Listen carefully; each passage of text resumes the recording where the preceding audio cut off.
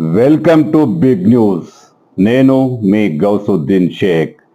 ఉన్నదే రాస్తా, చూసిందే చెప్తా.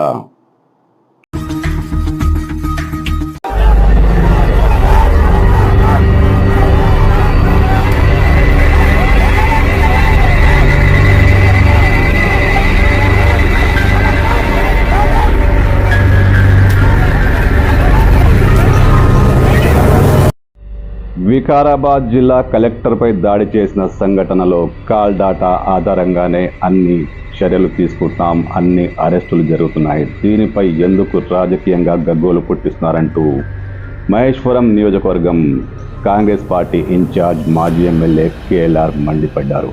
తప్పు చేస్తే అరెస్టు చేయొద్దా? అక్కడ తప్పు జరిగింది. కాల్ డాటా ఆధారంగా అన్ని వివరాలు బయటకు వచ్చాయి. ఇదే కారణంగా అరెస్టులు జరుగుతున్నాయి.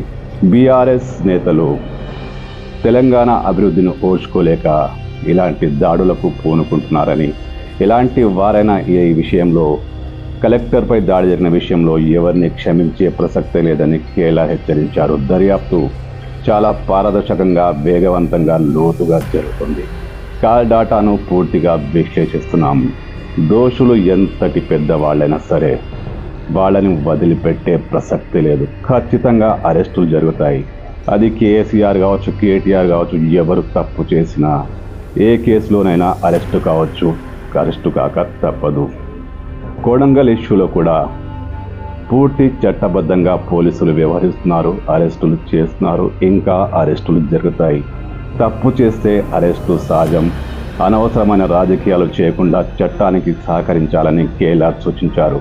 కొడంగల్ విషయంలో బీఆర్ఎస్ పూర్తిగా ఒక గుండాగా, రౌడీగా వ్యవహరించిందని, బీఆర్ఎస్ నేతలు పక్కా రౌడీలుగా వ్యవహరించి కలెక్టర్పై దాడి చేశారని, ఇలాంటి వారిని ఎలా క్షమిస్తామంటూ కేఎల్ఆర్ హెచ్చరించారు.